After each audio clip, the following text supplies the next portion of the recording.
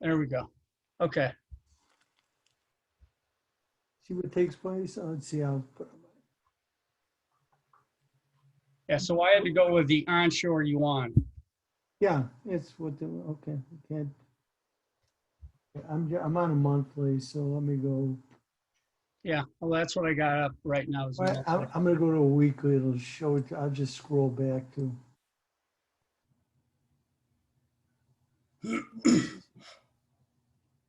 Sure. Okay. Yeah, shoot. Is that gonna show it to me? No, that's not what I want.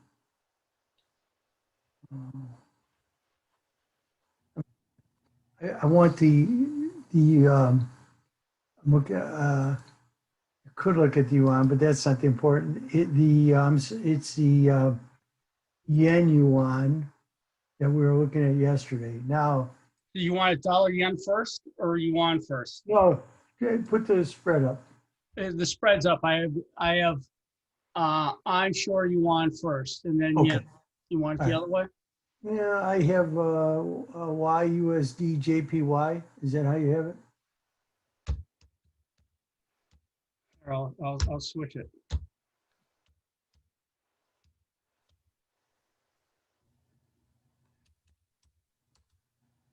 Okay. All Okay. right. Okay. Now you see how where the it's well when it takes more yen to buy it to a yuan, the yen is weakening against the yuan. Okay, Okay. you see that? Right. Now, if you go to that week of and you can somebody could Google this when Bill Clinton went to China in June of '98 for the exact date. I know it's this week, but I don't know have the exact date. So somebody will Google it. We'll plug in the exact date. Yeah. And then it's got the higher high in August, and then it fails. Because see, in June, when Bill Clinton was going to let me hold on, I'll go get it. Um,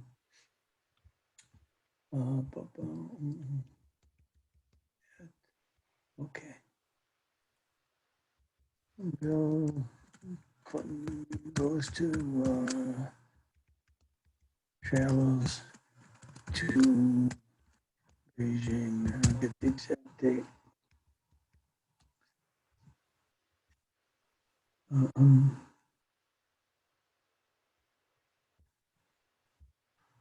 okay. Um,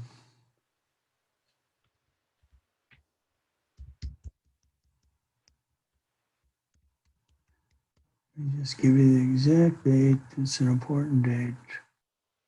Explain to you why. What was the date of that? Shoot. It's August. No, he went in June. Okay. Uh, okay, I just have to have the exact date. It's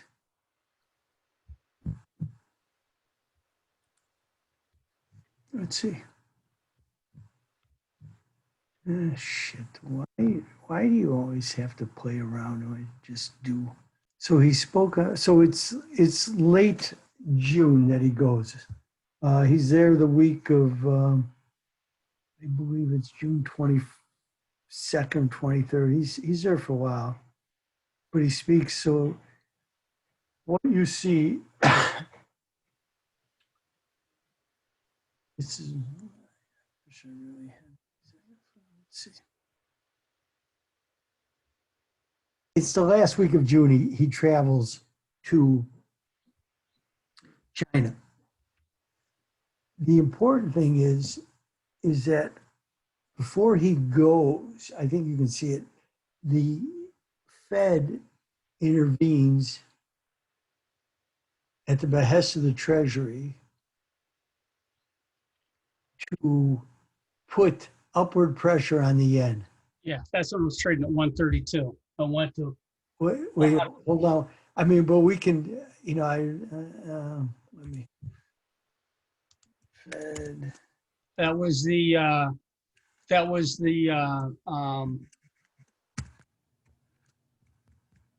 World Bank meeting in DC. okay, yeah, okay, so that's what, usually they do it when things are going on, that gives them good cover. Let's see, I'll give you that again, but, so, um, yes, yes, So that yes. was August, and then went up to 147, Yeah, 148. right. After August, the yen goes up because after they intervene, but then they come in again, you know, in October, because see, Bill Clinton is going to China, and the Chinese are not happy that the yen is weakening against the yuan.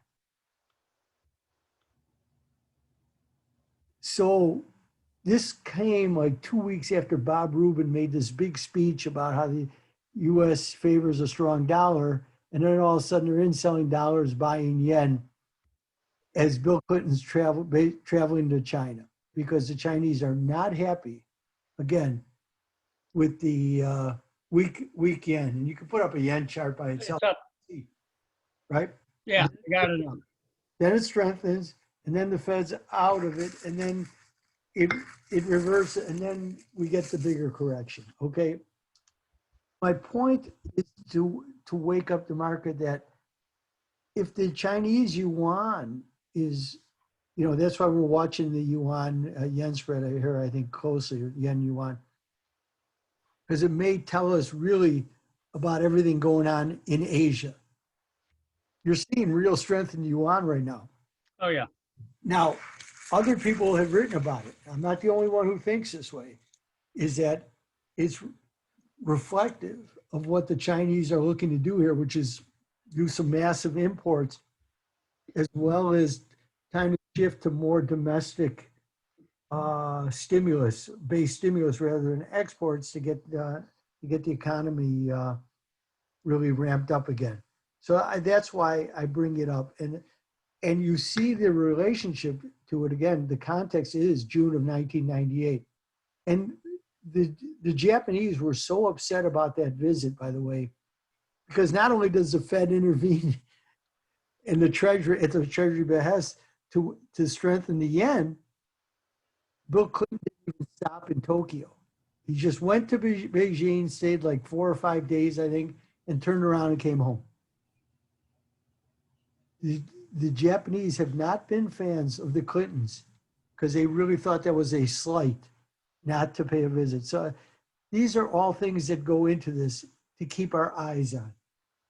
Okay, that's why I bring it to people's attention, because there is a relationship here, and it's a real relationship, and it represents Asia. That's my point. So I'm not drawing more. Judd, you could draw out and look at the end. And hold on, I'm going to. I have to go do my my morning. Yeah, well, that's when they intervened at 7:18, 7:19 in the morning, just before the IMM opened. We went 10 figures without a trade in the yen.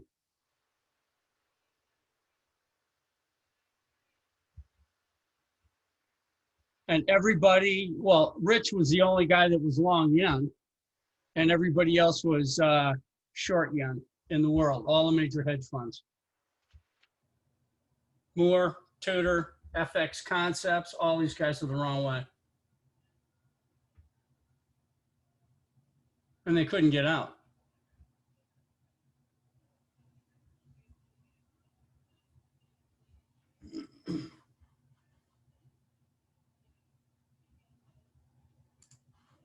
And you can see it that morning. We were trading in the mid 130s, and we basically went, to 110 and under 110 with in a straight line. I mean, the first bout of intervention was it went from 134 to 117, paused for a couple of minutes, and then went into the 110s. So it was a really big move.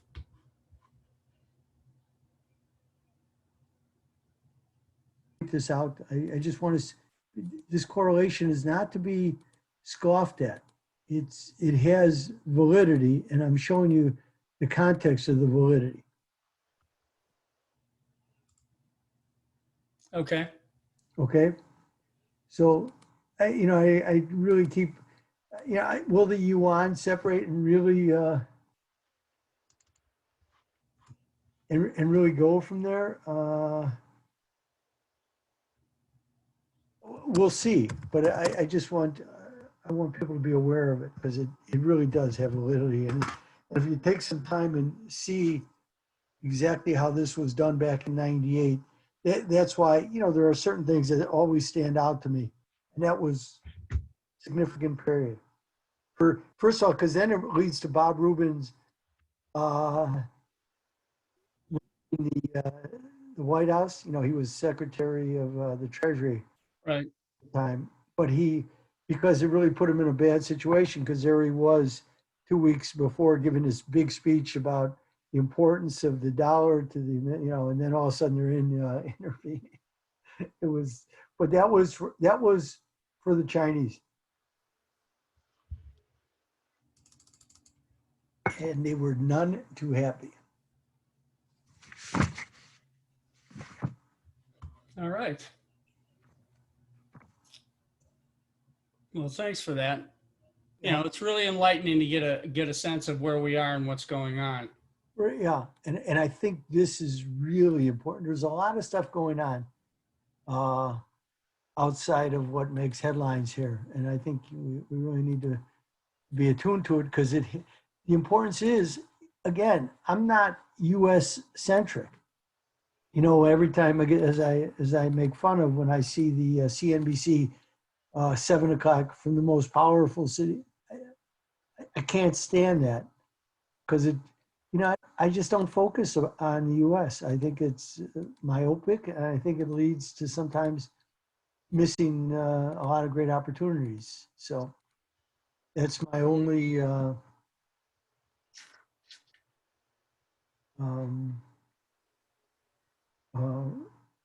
rationale for pursuing it that way.